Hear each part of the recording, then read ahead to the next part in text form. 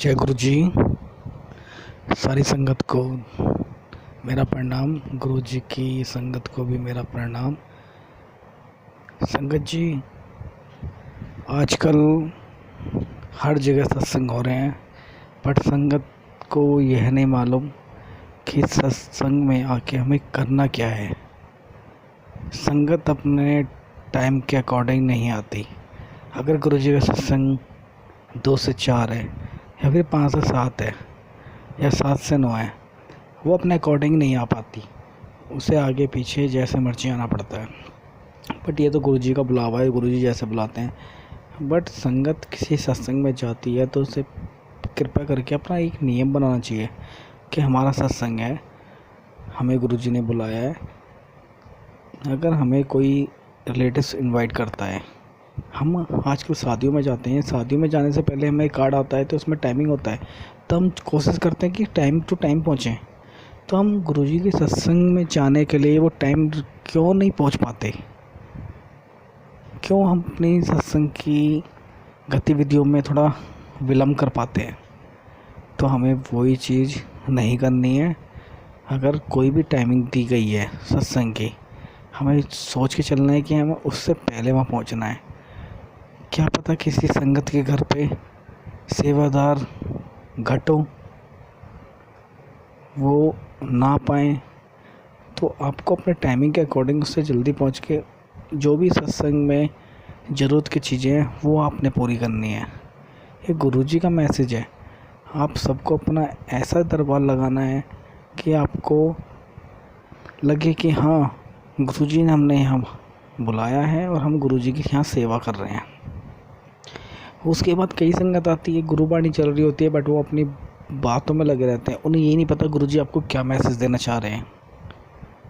संगत आती है, बैठती है, आधा ध्यान लोग संगत का यही होता है कि कौन आया कौन गया, तो हमें उस पर ध्यान नहीं देना है।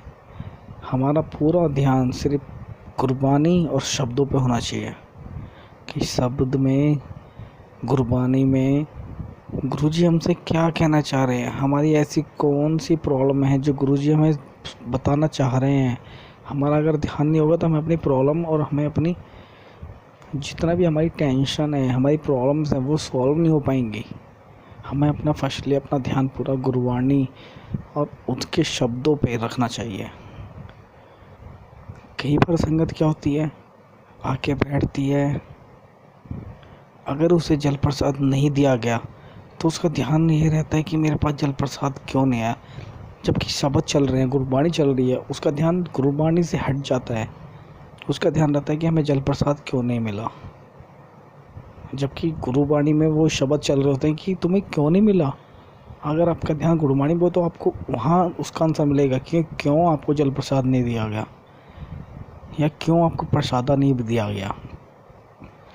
मगर संगत सोचती है कि नहीं, हमें तो जल प्रसाद हमारे पास अभी आया नहीं। वो बार बार मुड़ के जल प्रसाद की तरफ देखती है कि कब कोई सेवादार लेके आए तो कब मैं लूँ।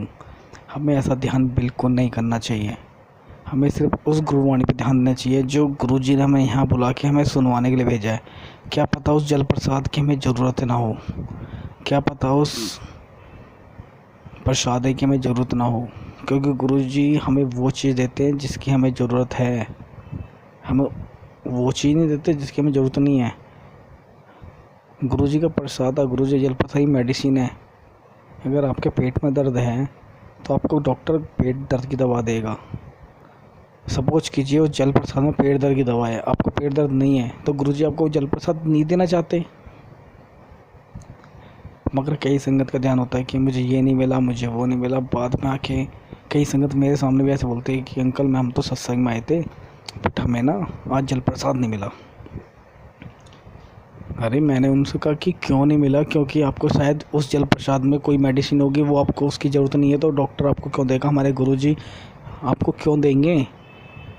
आपका ध्यान गुरुवाणी में होना चाहिए। गुरुवाणी क्या कहती है कि जब भी कोई गुरुवाणी चल रही होती है, गुरुवाणी कहती है कि मेरी सुनो, बाकी किसी की मत सुनो। हमें गुरु की वाणी सुननी है, हमें गुरुजी ने बुलाया है, तो गुरु ने बुलाया है तो गुरु की वाणी सुनो। तो वही हमारा लक्ष्य होना चाहिए कि हमें किस तरह किसकी गुरबानी सुननी है, हम कहाँ आए हैं। अगर आपको गुरबानी में कोई इंटरेस्ट नहीं है तो प्लीज़ सत्संग में ना जाया करो। अगर आपने जल प्रसाद सिर्फ लंगर प्रसाद खाने जाना है तो सत्संग में जाने का आपका कोई महत्व नहीं बनता। आप सत्संग में गए हो, आराम से बैठो, जहाँ भी आपको सेवादार बोलें या ना भी बोलें, आपको जहाँ सीट मिले पंगत की लाइन में, जहाँ भी संगत बैठी है उसके बैक साइड जो भी स्पेस खाली उनके पीछे एक क्यू में आपको बैठ जाना है। उसके बाद अपनी आंखें क्लोज करनी है और ध्यान से गुरबानी सुननी है। अगर गुरुजी ने आपके लिए प्रसादा भेजा है, आपके लिए जल प्रसाद भेजा है, तो आपको वहीं आंख बंद करे हुए भी आपके पास आएगा। बस आपको उस गुरबानी पे ध्यान रखना है। कई बार संगत क्या होती है, आती है गुरुवाणी में, उसका ध्यान नहीं, उसका दिमाग आंखें बंद कर लेती है, बट ध्यान उसका अपने घर की तरफ होता है कि मेरे घर में ये हो रहा है, मेरे घर में वो हो रहा है, मेरी इतनी टेंशन है, मेरी इतनी प्रॉब्लम है, मेरी इतनी प्रॉब्लम क्यों दूर हो रही। वो गुरु से बात करती है, गुरु से बोलते हैं गुरु जी मेरी ये प्रॉब्लम है, इसे ठीक कर दो गुरु जी मेरे। आपको गुरु जी ने उस सत्संग में बुलाया है जहाँ गुरु जी आपको ब्लेसिंग देना चाहते हैं। जब आपको बुलाया तो वो आपकी प्रॉब्लम भी आपको देख रहे हैं, उन्हें पता है कि आपको प्रॉब्लम है, तभी आपको बुलाया है। अदरवाइज गुरुजी आपको बुलाते ही नहीं। मंदिर कई लोग जाते हैं गुरुजी के, बड़े मंदिर, वहाँ सबसे ब्लेस्ड लोग आते हैं, ब्लेस्ड। कई बार मैंने लोगों सुना है कि आज तो बहुत बड़ा क्राउड था, बट प्लीज़ संगत जी उसे क्राउड मत कहिए, उसे कि गुरुजी संगत। गुरुजी इतने लोगों का एक साथ ध्यान रख रहे हैं। आपको ये सोचना चाहिए कि इतने लोगों का गुरुजी एक साथ ध्यान रख रहे हैं तो गुरुजी परमेश्वर हैं।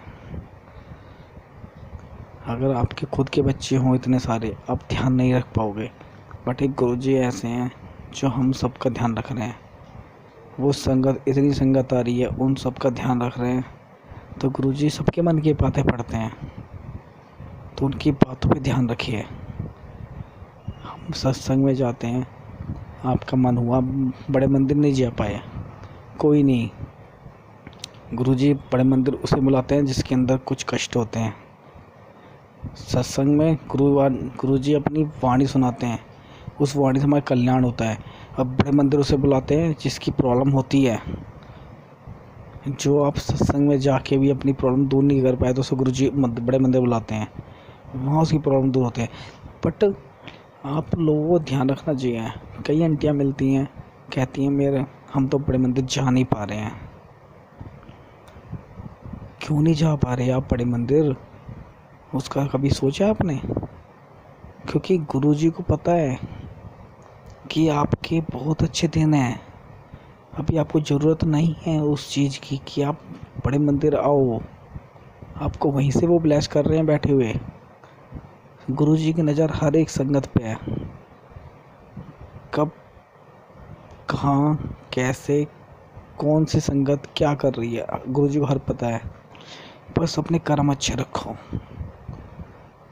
लोग क्या करते हैं, अपने कर्म तो अच्छे रखते नहीं हैं, अपने गलत सोच रखते हैं। गुरुजी का एक ही वचन था कि अच्छा पहनो, अच्छा खाओ, अच्छी लाइफ जियो।